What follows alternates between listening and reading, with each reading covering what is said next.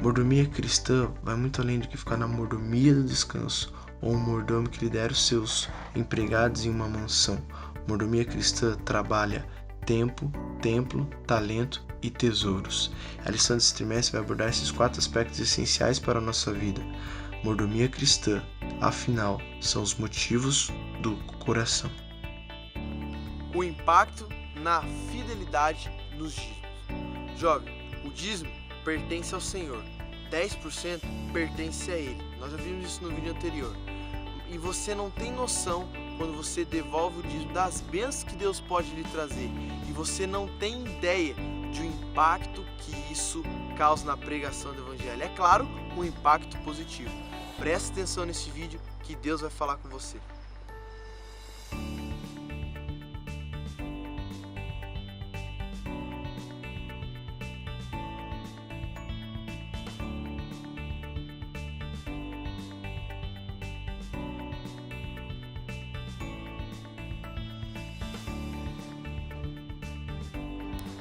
O que significa a palavra impacto? Eu estive pesquisando e encontrei a seguinte definição: é metido fixamente dentro, metido à força.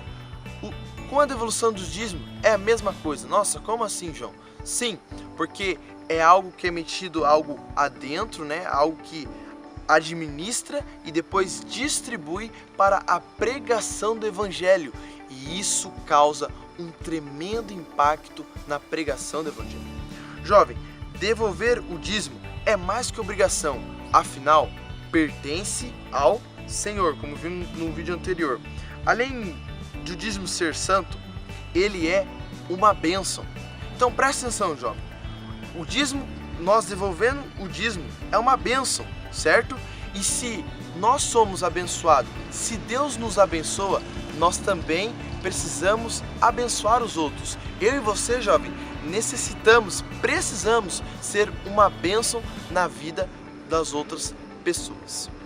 Jovem, devolver o dízimo também nos ajuda a depender mais de Deus. Presta atenção, devolver o dízimo nos ajuda a confiar mais nele. E olha para cá, se nós estamos confiando mais nele, dependemos mais dele, ele vai nos abençoando de diversas formas, de inúmeras formas, diversas maneiras, e só temos a ganhar com isso.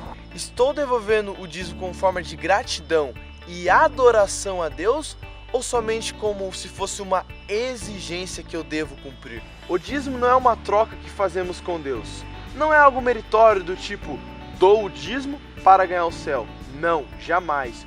O coração agradecido automaticamente vai devolver os dízimos. Afinal, é no coração que está pronto para o céu. Em 1 Coríntios capítulo 9, verso 14, diz o seguinte: assim o Senhor mandou também que aqueles que anunciam o Evangelho possam viver da pregação do Evangelho.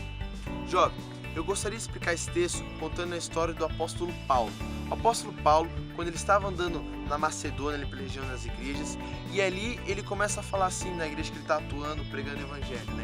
Ele começa a falar assim: olha, as outras igrejas financeiramente me ajudaram com alimentos, essas coisas, mas eu nunca vou chegar para vocês e cobrar, olha, me ajuda aqui nisso, por favor, me ajuda nisso. Não.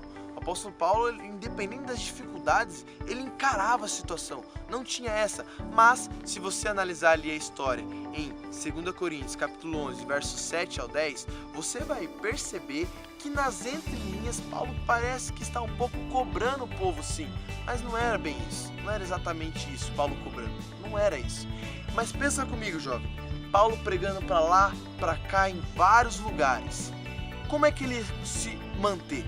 Como que ele ia comer? O que ele ia beber? A palavra que ele precisava da Bíblia, ele precisava de recursos para pregar o Evangelho. Da onde que ele ia ter dinheiro?